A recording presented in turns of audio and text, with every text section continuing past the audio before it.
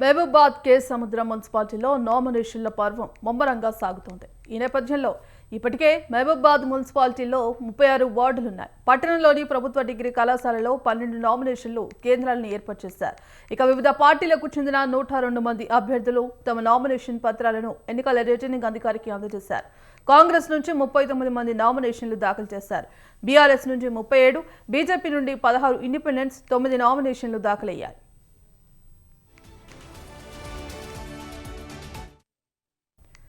కే సముద్రం మున్సిపాలిటీలో 16 వార్డులకు గాను స్థానిక మున్సిపల్ కార్యాలయంలో 8 నామినేషన్ కేంద్రాలను ఏర్పాటు చేశారు.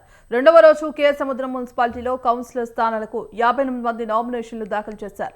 నామినేషన్ కేంద్రాల వద్ద పటిష్ట బందోబస్తు ఏర్పాటు చేశారు. నామినేషన్ కేంద్రంలోకి అభ్యర్థితో పాటు మరో 2 అనుమతిస్తున్నారు.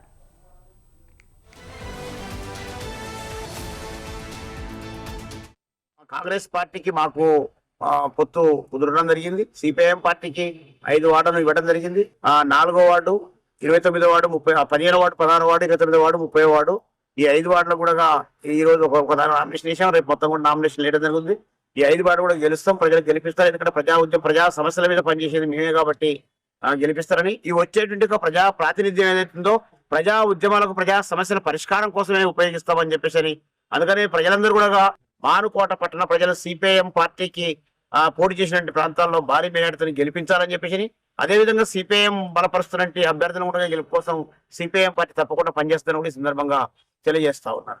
కేసీఆర్ గారి ఆశీస్సులతోటి టీఆర్ఎస్ పార్టీ తరఫున 33వ వార్డు తరఫున మంచి పోటీ చేస్తున్నాను. ప్రజలు ఆశీర్వదించి మంచి మెజారిటీ ఇవ్వాలని కోరుకుంటున్నాను. మహబూబాద్ మున్సిపాలిటీ యొక్క 36వ వార్డు నందు బీసీ జనరల్లో పోటీ చేస్తున్నాను. కాంగ్రెస్ పార్టీ తరఫున పార్టీ అభ్యర్థిగా పోటీ చేస్తున్నాను. ప్రజలందరూ నేను ఎన్నికల్లో గెలిచిన వెంటనే వార్డు అభివృద్ధిలో పాలు పంచుకుంటాను. కావున నా యందు దయ ఉంచి మీ అమూల్యమైన ఓటు వేసి నన్ను గెలిపించాలని 36వ వార్డు ప్రజల్ని కోరుకుంటున్నాను. 36వ వార్డు ప్రజలారా, కాంగ్రెస్ పార్టీ యొక్క అభివృద్ధి పనులు 34వ వార్డు అంటే వార్డు అనే కాదు, అది అంతా 34వ వార్డు అంటేనే నా కుటుంబం. నేను కూడా వాళ్ళ కుటుంబ సభ్యులు లెక్కనే ఉంటానని చెప్పి గత 10 సంవత్సరాల నుంచి కూడా నన్ను గెలిపిస్తున్నాను. నేను చేసిన అభివృద్ధిని చూసిళ్ళు, అన్ని చూసిళ్ళు.